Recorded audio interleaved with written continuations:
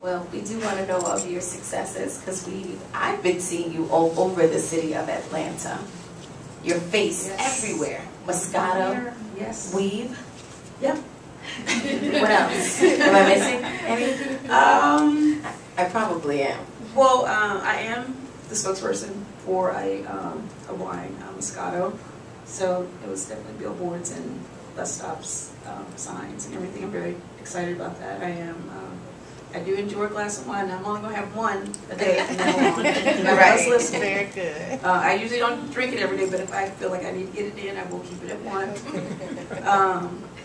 And the hair extension thing was another business opportunity that I'm involved in, hair couture. And it's interesting because I was talking to Marcus on the way over here. I've had another opportunity come my way, which is more specifically with wigs. And that really was a little closer to my heart because I have friends with breast cancer. And one of the things I did with my friend Tracy was when I did get to see her in New York, she had on a wig because she has lost our hair, but it was just horrible wig. It just looked like a wig, and I just was like, somebody has to come up with some wig situation for these women where they look as natural as they can. So I've really am thinking about kind of doing something in that direction as well with this new business opportunity. Because it's great. I wear a lot. I like to change my hair up a lot, so I wear a lot of wigs, and this is not mine. Is that extension? Yes, it is, girl. So you like your hair? So you like your natural hair like a bun? Yeah. When I leave here, this is gonna come off. My real ponytail's about this long, and I get scratched. My hair just laid out. But there are some wigs that look pretty. There's some decent ones, and it's all in just getting them cut and stuff. I guess the way it lays on your head, and then just put it on. Like you have to get it shaped to your face. We all have very individual faces. Right. But yeah, you get some are better than others. But the other thing is, the price points too. I was talking to the guy. I was like, well, I actually am testing one of the wigs, and it's a great wig, and it doesn't shed. And it actually is a good investment because I've kind of gone through all the little cheap wigs too. And by the time I added up, I could have bought a really good wig for $2,500 instead of getting hit up for like $100 a pop. You know what I'm saying? Is it $100? Well, I don't want to get the cheapest wig. It just doesn't have as much of a life to it. But I recently did a photo shoot with my cancer wig, and like even my hairdresser, she was just like, "This wig is bomb. Like, where did you get this wig from?" You could not tell. Oh, it's very, very good quality.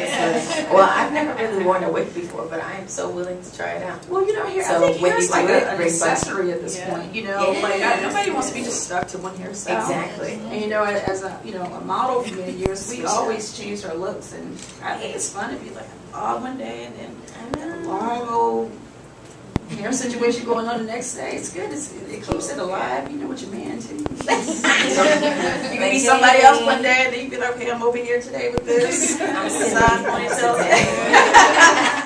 So you have your school going on as well, I do. obviously. And how is that going? Well, actually, the Bailey Agency School of Fashion, we just celebrated our 1-year anniversary. Yay! Praise God. It's going great. I decided to actually open up my fashion school because it was just, I've been in the business of fashion my whole life, really. Just kind of made sense. I have a lot of, young aspiring talent that are, consistently like, what do I do? Just don't really have a lot of the information or the education. A lot of them don't realize that it's actually a business. Before I moved to Atlanta to come on the show, I supported myself for over 25 years as being a model. I've never had any other job, but I always looked at it as a business. Very professional. I've traveled the world. Like I've gotten to see the world as a model. I'm from a very small town in Alabama, and I know that I probably wouldn't be sitting right here right now if I hadn't started modeling, because all those decisions that I made pretty much led me to where I'm at today. So what would you say are like the 5 key things for a model to be successful in the business using her business ethics? Okay. Well, first of all, you have to,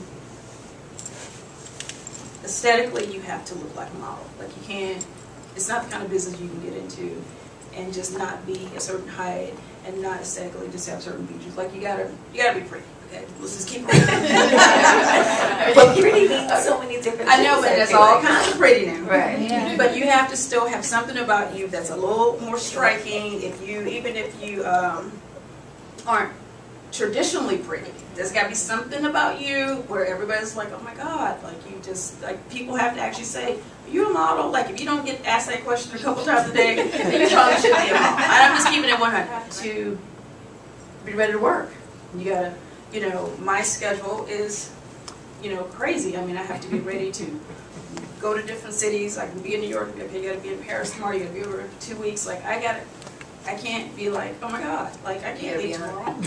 I gotta be like, I'm ready to go. I leave tonight if you need me to. Like you have to be fair. You don't really have a life really because you're just on the road all the time. And you have a pretty good attitude about yourself. I expected a little bit more deeper action. Really? Yeah. Do I come out like that on the show? No. I don't know, but I mean, sometimes. I mean, I have a right to be a diva probably, but it's not who I am. No, I'm just real. I'm just me, and I don't know. I just never really was a diva. I'm just about my business and just mind my business. A lot of people don't realize, like even until this day, like a lot of my castmates say, laugh at me and give me a hard time because I've always treated my modeling career as serious business. I get to my bookings on time.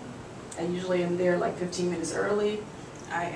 Once I walk in the door, I am there to work.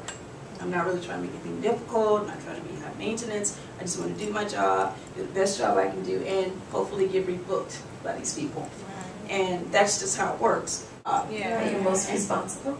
I'm the most responsible. You can ask them. You really can. They will be like, they say, who's the most, who's always on time? They're going to say Cynthia. I mean, I try to just have a professional attitude because I look at this is a business. This is a job for me. And, it's cool that it's a reality TV show, but at the end of the day, if they give me a check, then I show up. And if they say be there at 9, I'm going to be there at 9. That's what it is. So, if you're working with someone who is, more successful than you are, then, I would definitely want to talk to her and even say, hey, I was thinking about this. I was thinking about trying to get an agent in Spain. What do you know about that? Can you give me some advice? Can you give me some tips? You always want to, reach out to people that are very successful in any business because obviously they're doing something right if they're, having that kind of success. And, the girls that, are under me, they always reach out to me and I always give them the information as well. It's always good to kind of pay it forward in that way because I think, it all comes back to you. You get your blessings for doing stuff like that. But I'm very excited to I love being around people that are more successful than me. I don't want to be around anybody that ain't got anything going on. I can't learn anything from them. That's, referrals and, reputation and all that stuff goes a long way in this business because part of the fashion industry is so much of it is very social. People work with who they like. You got to look good and you got to be able to handle your business. But if you can do both and you're just easy and fun to be around, then you're going to work. I've been working I'm still working actually. What's the secret to staying in the business so long as a model like yourself? At 45, I think a lot of it has to do with the way I've just always handled my business. And, the clients still feel comfortable working with me. And I still look good, too. So.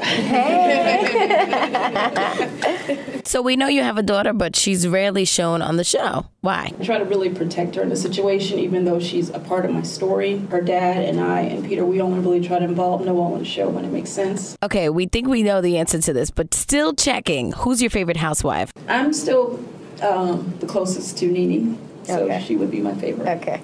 I interact with the other girls a lot more this season. Nene's actually out in LA part of the time shooting, working on The New Normal. Some of you guys have probably seen it. Right. So she's branching out. She's like an actress now. Oh.